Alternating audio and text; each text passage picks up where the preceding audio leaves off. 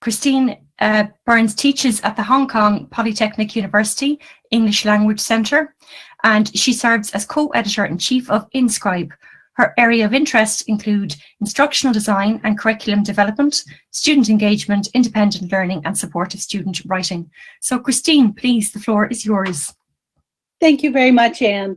Good morning and good evening, everyone. I'm delighted to share today about a general education personal storytelling course, which I developed and teach at a university in Hong Kong. While there is a lot of buzz about digital storytelling in higher education, my presentation focuses on oral storytelling. This presentation is based on my experiences and pedagogy informed by the literature. My aim is to inspire other educators, particularly those who teach English as a second language students, to explore the use of storytelling in their university curriculums.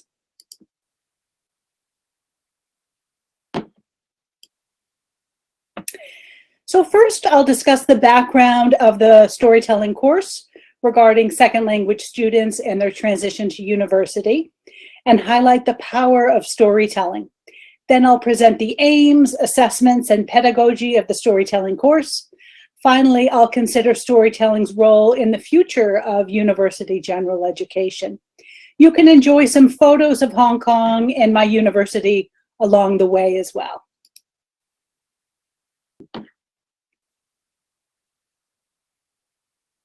So regarding the context and the background of my storytelling course, Hong Kong is a bustling international city where most students have Chinese as their first language and study in their native tongue in primary and secondary education.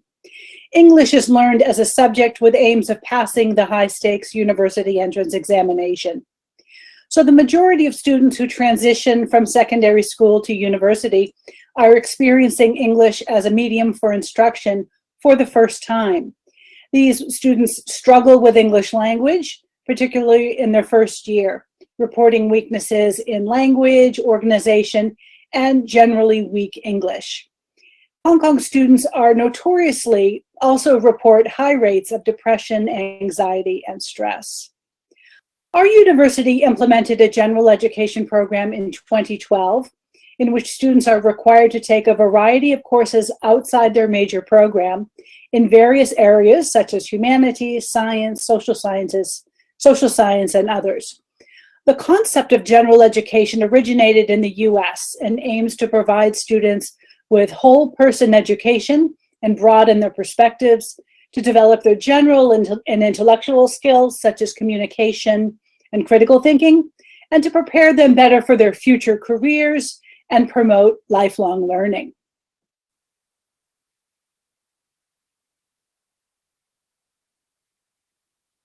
So when designing a general education elective and exploring ideas, I tapped into the power of storytelling.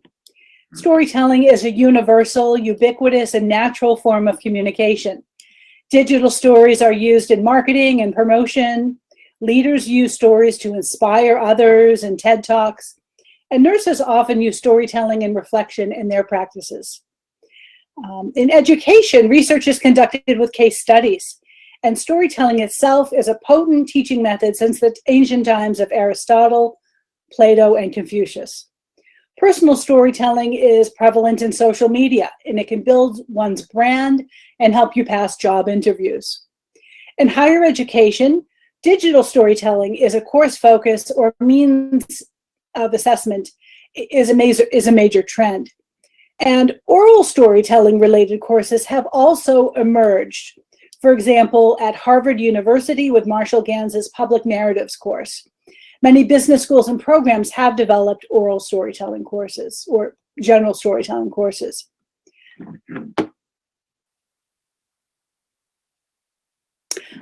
So turning to storytelling pedagogy, I'd like to elaborate on this teaching model by McDrury and Alterio, who present the use of personal storytelling to support students' learning while engaged in clinical practice. For example, student nurses who are doing clinical work. So their model includes story finding. Students find stories related to challenges they faced in the clinic, interacting with teachers or nurses or doctors. Story expanding through dialogue with students and teachers, maybe some feedback.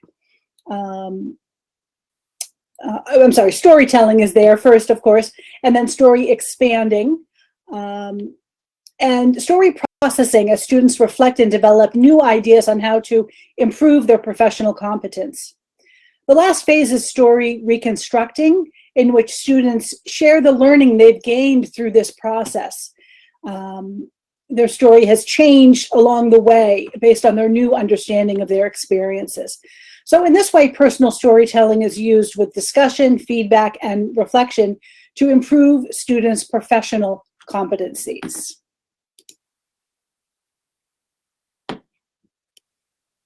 So now I'd like to share the course which I developed titled Storytelling for Life, Sharing Personal Narratives.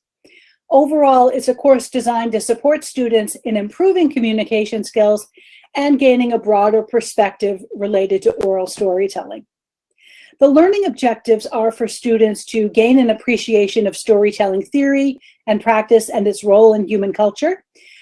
This is a humanities general education course, so that's why we have that objective in particular.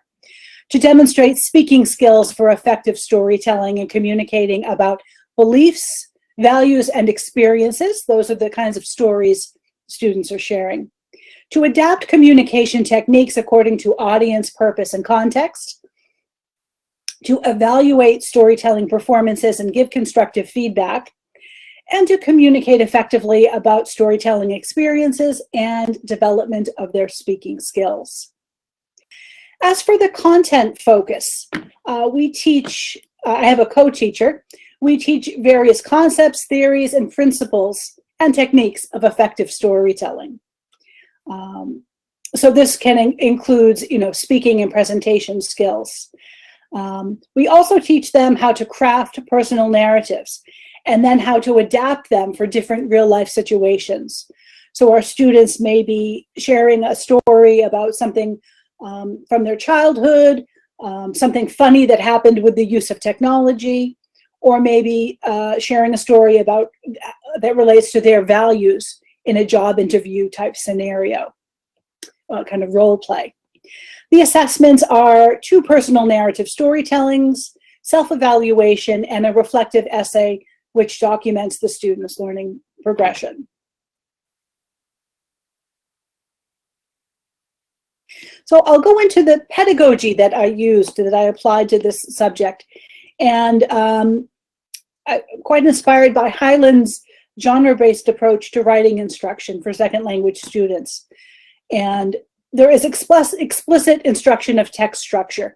We give them different models of storytelling, which they can use as they're telling stories, sometimes spontaneously, sometimes with time to develop and refine them.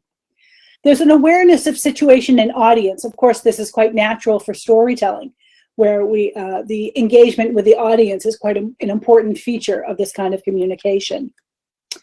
Real-world storytelling videos are shown, and plenty of them. I think more than 20 storytelling videos are shown over the course of the semester, from ones we've curated from YouTube and also from our previous students with their permission.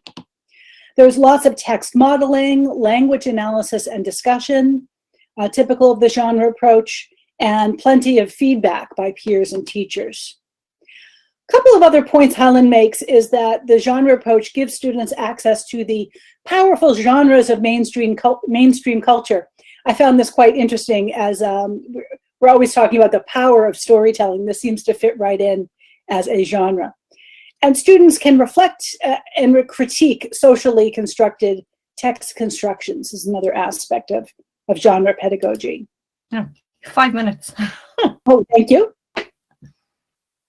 And we use the same approach which is applied for teaching speaking skills and delivery. So these kinds of techniques are clearly explained, modeled, deconstructed, discussed, and practiced with feedback.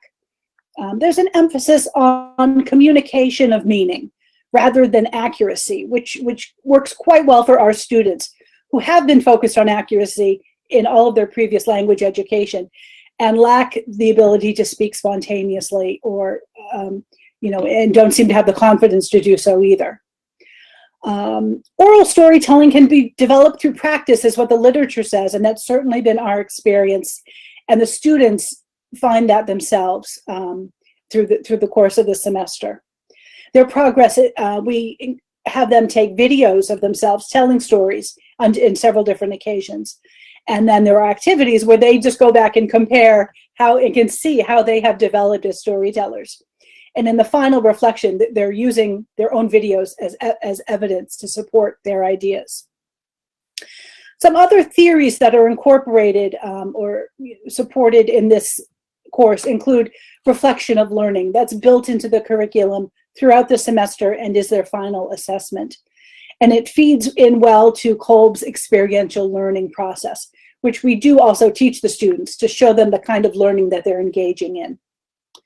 Although we focus on oral communication skills, storytelling uses and integrates all 4 language skills. And it builds group cohesion, which is quite important for our students. This past year, the students were all virtual. They were all online at home. We weren't meeting in person. So this really helped, especially our incoming first-year students, bond with the university and build up some social interaction.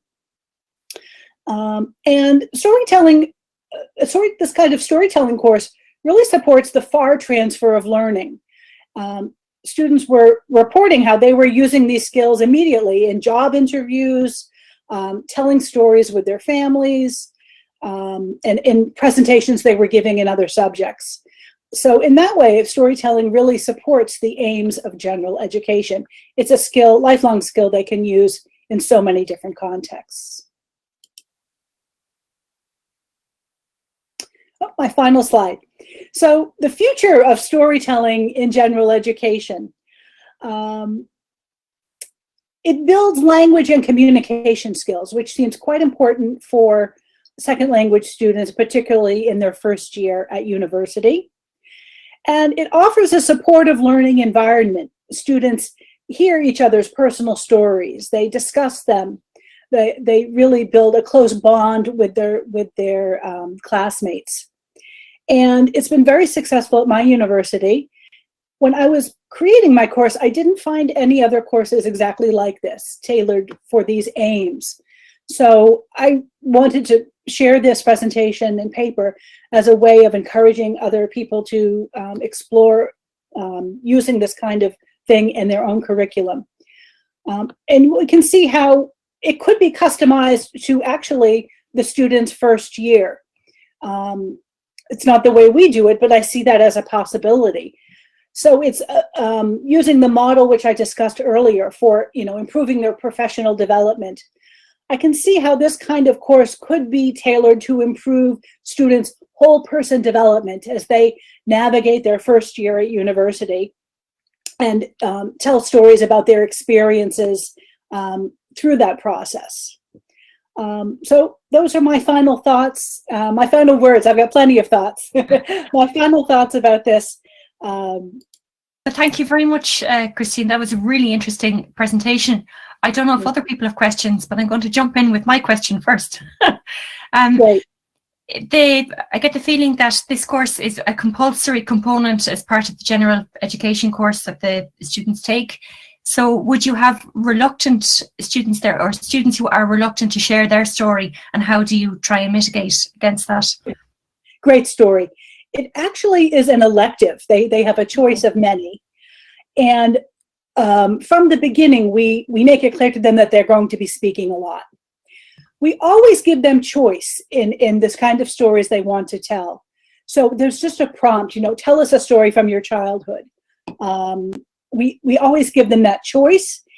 And so it hasn't, I think, been an issue for students feeling they have to reveal something if they haven't. Although in the assessments, which only my co-teacher and I see, students often do open up and share very moving stories, maybe about trauma or things like that. Okay, thank you. Does anyone else have any question they want to put to Christine? Just checking the chat box. I I don't see anything in there. don't know if that's a question coming. John is typing, but we're still waiting. There may be a delay. I'll just quickly mention that, let's see. How does it work for students of different proficiency levels? We do have students from different proficiency levels on I don't know if you're familiar with the IELTS testing system, but I would say we have students from 5 to 8. So there's really quite a range, because we are an international university. We do have some international students and some local students who do speak English. But to our surprise, many students have been drawn to our course who have quite low levels of English. We were a bit worried about them at first. But what has worked well is kind of the mixing of students of different language abilities. So, for example, we might go into a small group of 3 or 4 students who are going to share stories together. We typically would make sure there's one quite high-level student. They know the technology, they can figure this out, the technological part of it. They're quite comfortable leading a discussion and kind of facilitating a discussion.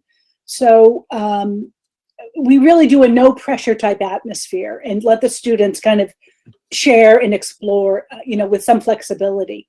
So I find it works well, and we've been surprised how it does work well with the lower level students who can even get quite good grades.